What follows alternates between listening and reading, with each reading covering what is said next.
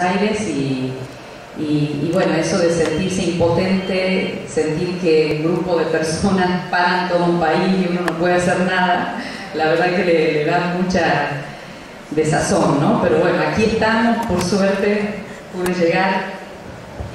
Y bueno, la idea entonces es compartir dos módulos, ¿no es cierto? Una primera parte que va a ser eminentemente teórica, pero voy a tratar de ir condimentándola un poco, si ustedes también quieren hacer preguntas, lo pueden hacer. Y después del almuerzo ya vamos a trabajar un poco con los materiales que mandé yo para trabajar, ¿sí? Para trabajar más como taller. Bueno, el tema que vertebra entonces estos momentos que vamos a compartir es leer, escribir y argumentar en el nivel superior. Primero nos vamos a concentrar, como les decía, un poco en los aportes teóricos. Y para eso quisiera plantearles una serie de interrogantes que vamos a ir trabajando a lo largo de la jornada. No los voy a ir contestando uno a uno, sino que van a ir atravesando lo que vayamos trabajando. Y es, en primer lugar, bueno, qué entendemos por lectura, escritura y argumentación en el nivel superior, qué relaciones existen entre ellas, debemos ocuparnos de ellas en la educación superior, por qué, para qué, cuándo, dónde, ¿sí? Quiénes y cómo, son preguntas que nos vamos a ir respondiendo.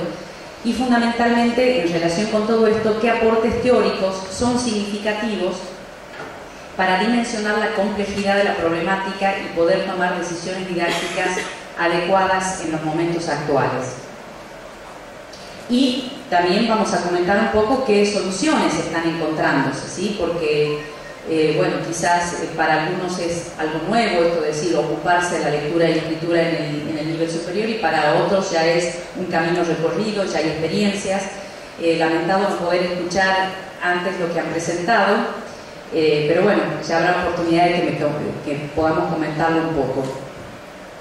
Bien, entonces, un poco el plan general de lo que vamos a ir viendo es partir de, digamos, de modelos de lo que es muy superficialmente solo como disparadores, de los modelos de lectura y escritura más tradicionales, de algunos legados teóricos, para después concentrarnos en lo que considero que son las hipótesis sobre lectura y escritura académicas que en estos momentos se están instalando con más fuerza, paulatinamente. Primero la de los procesos cognitivos y ahora cada vez más la idea de las prácticas sociales situadas, de las prácticas epistémicas y de las prácticas argumentativas. Ya lo vamos a ir desarrollando. Para eso vamos a tener en cuenta algunos aportes teóricos interdisciplinarios en relación con ejes conceptuales como el de la alfabetización académica, los géneros académicos y las teorías de la argumentación. En relación con eso vamos a tratar de focalizar en los ejes actuales de discusión con respecto a estos temas, en las implicaciones pedagógicas que se derivan de estos ejes de discusión, y entonces vamos a hacer alusión a algunas investigaciones en curso en las disciplinas y concretamente también a la investigación-acción que estamos desarrollando en la carrera de Letras de la Universidad Nacional de Tucumán, para que, bueno, compartir un poco qué es lo que estamos haciendo y socializarlo con ustedes y, bueno, y discutir, ¿no es cierto?, lo que vamos consiguiendo, lo que no vamos consiguiendo, etcétera, y para llegar después a las conclusiones. Esto ya lo veremos en la parte de la tarde junto con el trabajo más de taller, ¿sí? Bueno, les decía entonces que como disparador, pensando en esto de la lectura y escritura, seguramente ustedes deben compartir conmigo la afición, el hobby por Quino y por su gran personaje Mafalda, y seguramente en algún momento ustedes han podido leer esas tiras memorables de Quino sobre las experiencias de lectoescritura que tenía Mafalda, ¿sí? Y una de estas experiencias es esta, donde está la maestra que está leyendo lo que dice en el pizarrón: mi mamá me mima, mi mamá me ama, Entonces Mafalda se acerca a la señorita, le da la mano y le dice: la felicito, señorita, veo que tiene usted una mamá excelente. ¿Sí? Vuelve al banco y le dice: y ahora, por favor, enséñenos cosas realmente importantes. ¿Sí? Otra experiencia, muy en sintonía con la anterior, Mafalda está monologando, ¿sí? Dice: es inútil, todavía no sé leer el diario.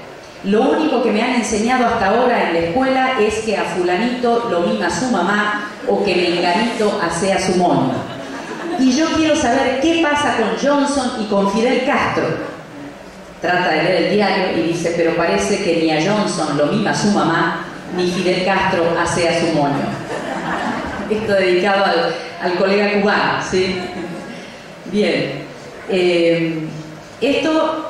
Seguramente ustedes, estas experiencias de lectoescritura, el método de la palabra generadora, bueno, muy difundido, muy utilizado en la alfabetización inicial, nos recuerda mucho al paradigma conductista, que ha sido digamos, como el gran paradigma que ha estado instalado durante mucho tiempo en relación con la enseñanza de la lectura y escritura, en el nivel primario sobre todo, pero también en el nivel secundario, y que bueno, si bien podemos decir que ha habido muchos movimientos de reformulación, de algún modo todavía siguen instalados en mayor o menor medida, y es ese considerar sobre todo la lectura y escritura como destrezas motrices, ¿sí? Como conductas observables, y como modelo de esas destrezas motrices está como casi prácticamente como las únicas prácticas posibles en determinado momento de escolaridad, está la lectura en voz alta, la copia y el dictado, ¿no es cierto?, que eran las prácticas dominantes y casi exclusivas de la alfabetización en los primeros grados. Luego, recordemos, a partir de la década del 60, irrumpe el paradigma cognitivo, en donde ya se trata de superar la idea de que la lectura y escritura son conductas observables, y ya se empieza a pensar en los procesos que están detrás de esas conductas, ¿sí? Y nos empezamos, es decir, los investigadores empiezan a preguntarse qué procesos hay detrás de esos observables, ¿no es cierto? Entonces aparecen los modelos lineales que van planteando sus procesos, la decodificación, la comprensión literal, la comprensión inferencial, el control de la comprensión, pero en un primer momento podemos decir muy ligados a esta idea de la secuencialidad, que primero es una cosa, ¿no es cierto? Primero decodificamos, después comprendemos literalmente, después inferencialmente y después controlamos la comprensión. Es en realidad un poco en años posteriores, y es lo que se instala más, diríamos, en la década de los 80, de los 90, ya está dentro también del paradigma cognitivo, pero ya la idea de los modelos procesuales, en donde ya se plantean estos subprocesos en una recursividad, en un movimiento cíclico y jerárquico. Ya lo vamos a retomar a esto un poquito, para después pensar en un momento más actual, en donde se instala más la idea de un paradigma social, la idea de que la lectura y la escritura no son solo procesos, o bueno, de acuerdo a las posturas van a decir, bueno, no son procesos, son prácticas, ¿sí? Prácticas en donde tenemos que tener en cuenta no solo al sujeto que lee y comprende, que lee y escribe, sino a los contextos, a las comunidades discursivas y algo que está sonando bastante últimamente, que es el concepto de comunidades de práctica.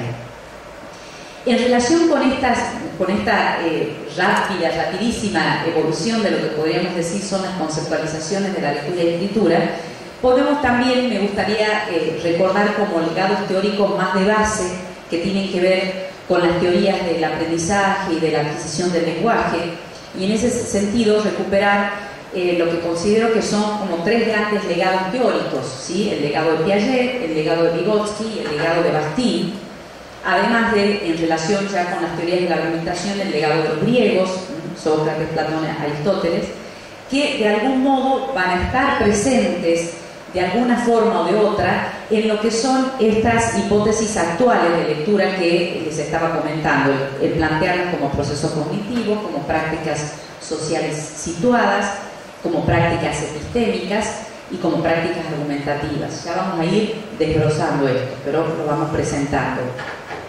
Si recordamos un poquito la idea, rápidamente, la idea de Piaget, rescatamos sobre todo esa idea del sujeto activo, del sujeto que construye esquemas que no son definitivos, que son provisorios, que se reestructuran constantemente, gracias a los conflictos cognitivos que les produce la interacción con esos objetos culturales, con esos objetos del medio. Pero sabemos que esta idea piagetiana del sujeto activo queda como de algún modo incompleta si no apelamos a los aportes vygotsquianos de esa idea del sujeto activo, pero en un contexto sociohistórico-cultural, en donde el otro, los otros, ¿sí?, el contexto, el medio, juegan un rol fundamental, la interacción es fundante, y de ahí, digamos, en esa interacción, el papel del adulto, ¿sí?, el papel del adulto en el caso del niño y el papel del otro, el papel de los otros en este proceso de interacción. Ustedes, me imagino, muchos de ustedes conocerán este concepto de Vygotsky de zona de desarrollo próximo, que justamente está constituido por esa distancia entre el nivel de desarrollo efectivo, es decir, lo que la persona puede hacer sola, ¿sí?, sin la ayuda de los otros, y el nivel de desarrollo potencial, es decir, eso que todavía no puede hacer solo, pero que puede hacerlo con la ayuda de otros, en esta idea que después recupera otro gran teórico de la adquisición, que es Brunner, ¿no es cierto?, con esa idea del andamiaje, ¿sí?, del otro, del par más experto, del adulto, que ayuda, ¿sí?, a, digamos, en este caso la lectura y escritura, a comenzar a participar de esas comunidades discursivas, ¿sí? Y esto se lo retrotraigo porque no está solo en la base de lo que es una teoría de adquisición del lenguaje. Estos son conceptos, estas son bases teóricas que se recuperan en la idea de la alfabetización académica que está instalada actualmente, ¿sí? Entonces, por eso me interesaba recuperar, junto con el legado de Bakhtin, ¿sí?, el legado bakhtiniano, que sobre todo con ese concepto de los géneros discursivos, que es retomado por distintas líneas teóricas que se ocupan de la lectura y la escritura académica, de los géneros académicos, que plantean esta idea de cómo estos géneros están dependiendo de determinadas prácticas sociales que se dan en determinadas esferas de la vida social y que cobran sentido y significación en función de esas esferas, ¿sí? Vamos a retomar también como otro aspecto fundante de la teoría bakhtiniana ese concepto de dialogismo, de polifonía, que nos va a servir mucho para poder tratar de entender qué pasa con los textos académicos, cuáles son los problemas que tenemos nosotros y nuestros estudiantes con estos textos académicos. Y bueno, después vamos a retomar también algunas cuestiones del legado de los griegos, en relación con esto también de la polifonía, esta idea de la razón dialógica, del diálogo crítico, de la retórica. Bien, son como ideas que les voy largando para que vayamos armando como un mapa de cuestiones teóricas que nos puedan ir ayudando a reflexionar, a disparar interrogantes, reflexiones, ¿sí? Entonces, como les decía, estos legados teóricos de alguna manera están presentes en estas hipótesis que les he venido anunciando. Primero ha tenido bastante fuerza la idea, o sea, digamos, una vez que irrumpe el paradigma cognitivo, bastante fuerza la idea de la lectura y escritura como procesos cognitivos, y entre los conceptos más importantes, la idea de las estrategias, de la recursividad.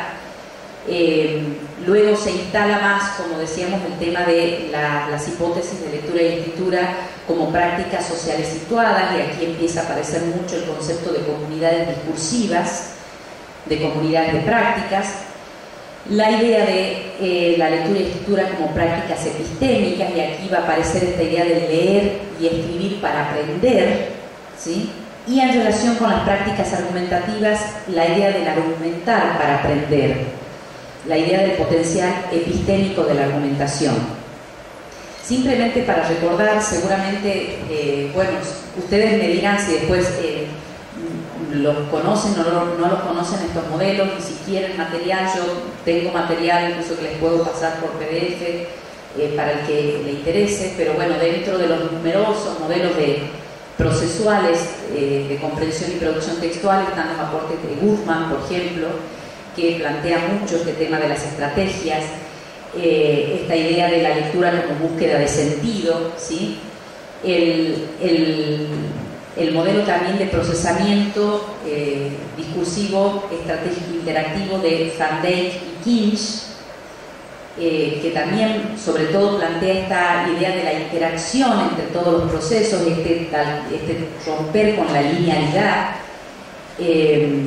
eso con respecto a la comprensión fundamentalmente. Y con respecto a la producción, me imagino, no sé si lo conocen o no, al modelo, a los aportes de Flower y Hayes, al modelo procesual cognitivo de escritura, que también trata de romper con esta idea de la linealidad y va a plantear la escritura como un proceso recursivo que se retroalimenta constantemente, ¿sí? En donde, si bien podemos decir que primero planificamos, después textualizamos y después revisamos, pero en realidad no es algo que se acaba, que se agota, ¿no es cierto? Uno puede planificar, pero enseguida ya puede empezar a escribir, y en ese escribir vuelve a planificar, vuelve a revisar, examina, controla, ¿sí?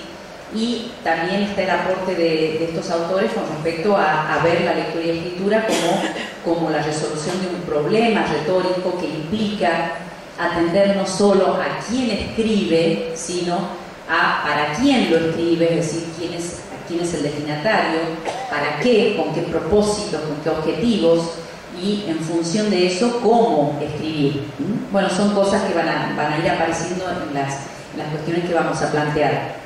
Y después hay otro modelo, que no sé si lo conocen o no, han escuchado nombrar, los aportes de Scardamalia y Bereiter, que plantean, sobre todo, bueno,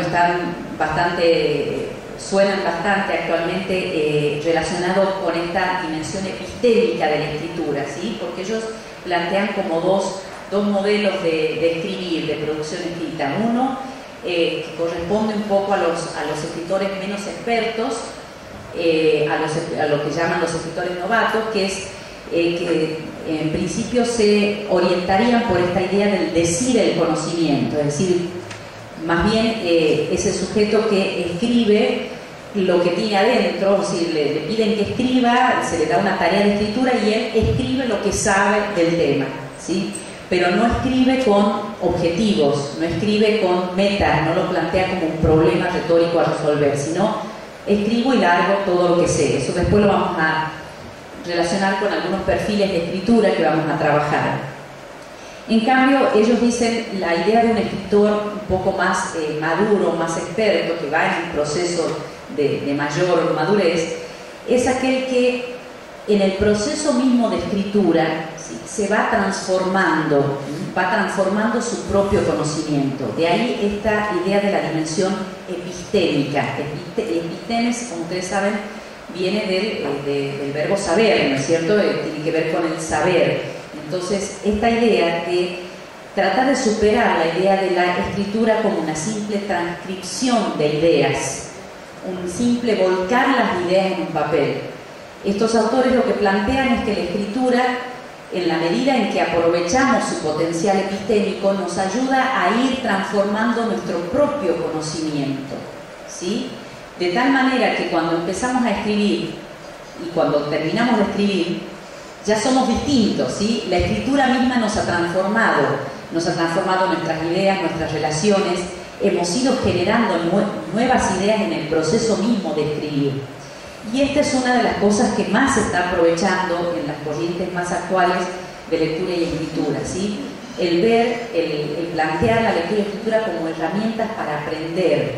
Por eso decimos leer y escribir para aprender. Es una hipótesis que se está trabajando mucho en la actualidad. Si retomamos un poco esto de las prácticas discursivas, esto de la lectura y escritura como prácticas situadas, es decir, junto con esta idea de las prácticas epistémicas, está también cobrando mucha fuerza, se ha instalado mucho en los últimos años esta idea de las prácticas situadas, esto de que la lectura y escritura no son prácticas generalizables a todos los contextos, ya aprendí a leer y escribir en primero, segundo, tercer grado, ¿sí? En el mejor de los casos, como Mafalda, ¿sí? O de acuerdo al método que me hayan enseñado. Y de ahí se supone que yo ya tengo que saber leer y escribir cualquier tipo de texto. Y como vamos a ver, esa es un poco la concepción, el supuesto que muchas veces nosotros como docentes manejamos sin darnos cuenta. Y entonces pretendemos que nuestros alumnos lean y ya sepan leer, ¿sí? Y sepan escribir de acuerdo a nuestros objetivos académicos, ¿no es cierto? Y aquí lo que nos vienen a decir estas investigaciones es que no, que la lectura y escritura en realidad son prácticas que dependen fuertemente de las culturas institucionales, de las disciplinas, ¿sí? De las épocas. No leemos de la misma manera ahora que hace unos cuantos años. No leemos de la misma manera en las distintas disciplinas. Tenemos modos de leer y de escribir, modos de decir. No leemos de la misma manera los latinoamericanos que los europeos, que los orientales. Hay modos también de leer y escribir. Y muchas veces esa falta de comprensión de esos modos genera que muchas veces que haya barreras interculturales, ¿sí? Entonces, por eso es que cobra mucha importancia esta idea de las comunidades discursivas, ¿sí? Que pautan, ya sea implícita o explícitamente, los modos de construcción, circulación y legitimación del conocimiento disciplinar. Y en relación con esto, muy ligado a esto de comunidades discursivas, que es un concepto que lo maneja mucho, sobre todo un teórico muy importante de la escritura académica, que es Weiserman, ¿sí? También John Swales. Ligado a esto también hay un concepto bien importante que se está trabajando también actualmente, que es la idea de las comunidades de prácticas, que está desarrollado sobre todo por Leigh y Wenger, ¿sí? También por Barton y Taskin, que plantean, por ejemplo, Wenger plantea que las comunidades de prácticas están formadas por personas que se involucran en un proceso de aprendizaje colectivo, en un dominio compartido de la actividad humana.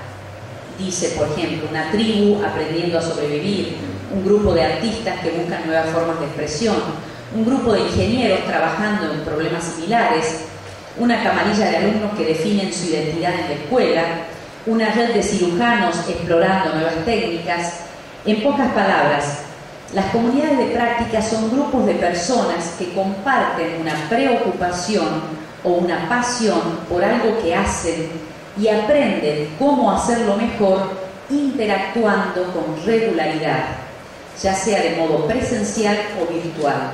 Fíjense que acá, ¿por qué es importante esta idea de la comunidad de prácticas? Porque hay que empezar a pensar esta idea en función de esta comunidad académica, universitaria o de nivel superior, ¿sí? En donde no se trata simplemente de ese docente que exige determinados modos de leer y escribir, sino que ese docente que incluye e involucra a los alumnos en prácticas significativas de lectura y escritura académica, ¿sí? Que implica, por ejemplo, que los alumnos, como vamos a ver después, participen de prácticas académicas, como pueden ser jornadas, congresos, que escriban papers, ponencias, que tengan una significación, ¿sí? Que implique un compromiso por parte de ellos y que en ese proceso de ir aprendiendo cómo se lee y escribe en esa comunidad disciplinar, no solo el alumno aprende solo a partir de unas directivas del docente, sino que hay un proceso de interacción, ¿sí? En donde es tan importante el docente como la comunidad de pares, ¿sí? Como esa comunidad de pares que comparte esas tareas de escritura, que corrige, digamos, que da su opinión, que cuestiona.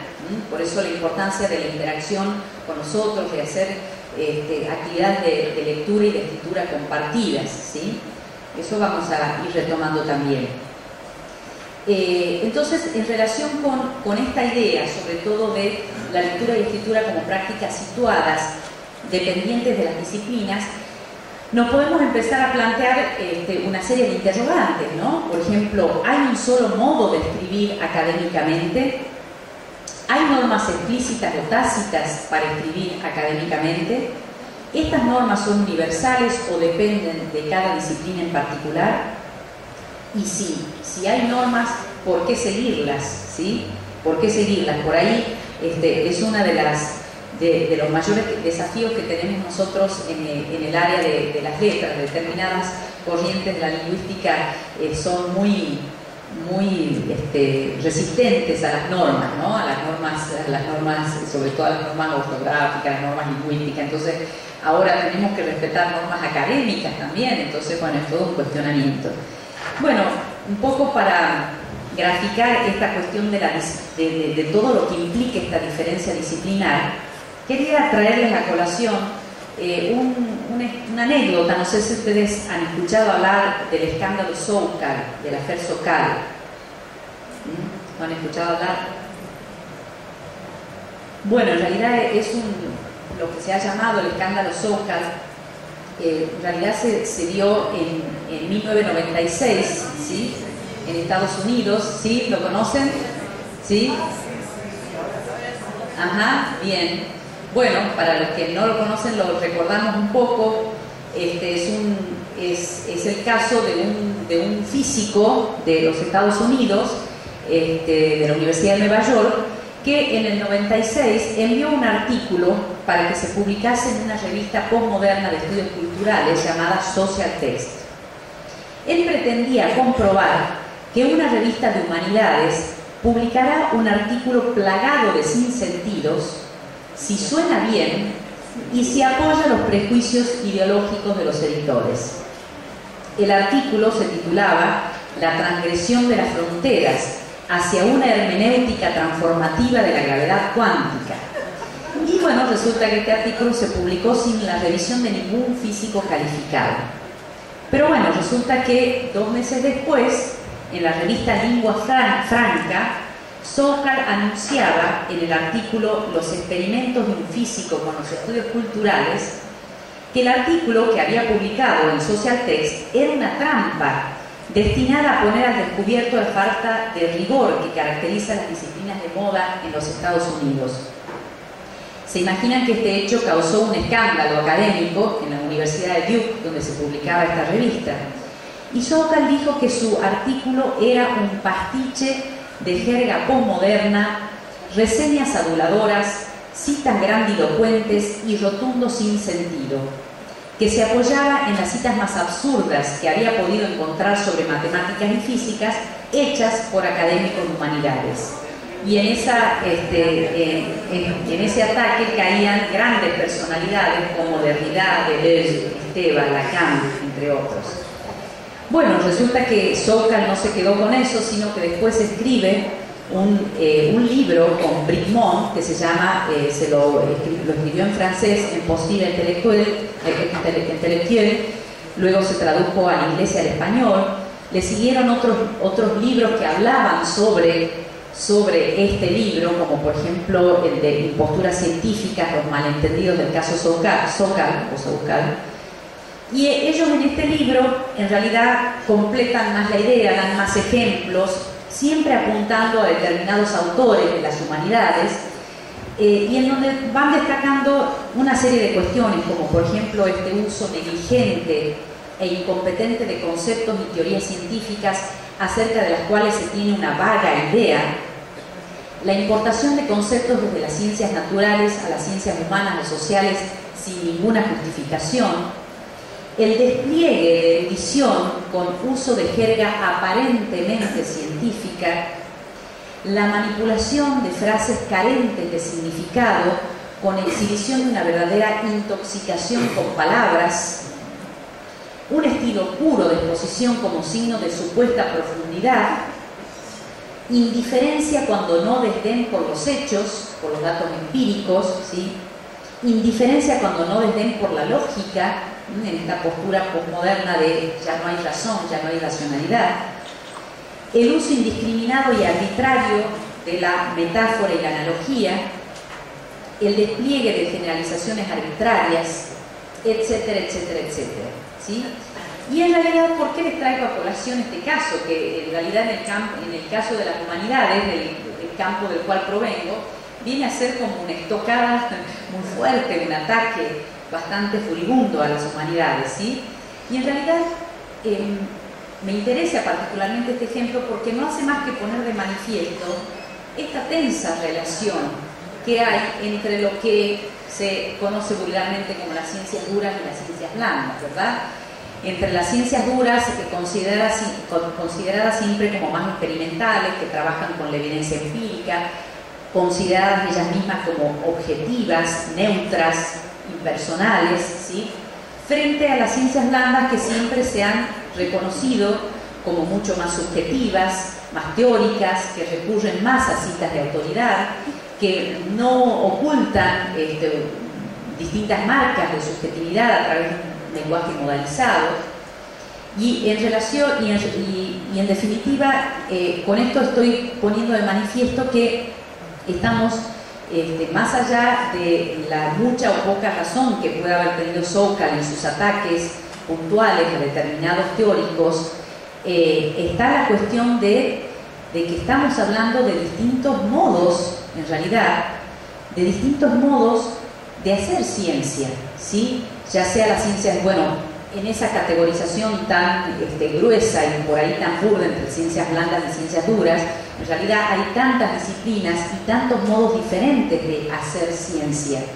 Y no solo de hacer, o sea, de hacer en el sentido de construir el conocimiento científico, no solo de construirlo, sino diferentes modos de comunicarlo a través de la escritura científico-académica. Y no solo de comunicarlo, sino también de legitimarlo, porque aquí en esto de construir el conocimiento y comunicarlo, hay una tercera pata que es la cuestión de la legitimación, que tiene mucha importancia en el ámbito académico. ¿Cómo legitimo los saberes? ¿A través de qué circuitos? ¿A través de qué sistemas? Muchos de ustedes saben y tienen la experiencia de que la lectura y la escritura académica siempre es evaluada por otros, ¿sí? Uno manda una ponencia a un congreso y es evaluada, uno manda un artículo en una revista y es evaluado, y en la medida en que es aceptado en esa revista o en ese congreso, eso tiene legitimidad, empieza a cobrar legitimidad, si no, no lo tiene, y vemos cómo eso de algún modo está supeditado a grupos de personas, porque, bueno, ¿quiénes evalúan? Personas, sujetos que tienen también concepciones de ciencia, quizá no compartidas por nosotros. Entonces es toda una cuestión este proceso de legitimación. Y en relación con esto, vamos a ver que en la base de todo esto está entonces que hay diferentes modos de argumentar científicamente. Esto nos tiene que llevar a plantear otra serie de interrogantes, ¿sí? Como docentes del nivel superior. Si somos conscientes de que el conocimiento científico es un conocimiento en constante construcción, legitimación, modificación, podemos seguir sosteniendo la idea de que aprender en el nivel superior implica estudiar un conocimiento ya dado, o es necesario favorecer la interacción de los estudiantes con el conocimiento científico específico del área disciplinar y con todo lo que eso implica, ¿sí? ¿Favorecemos o no como docentes esta interacción?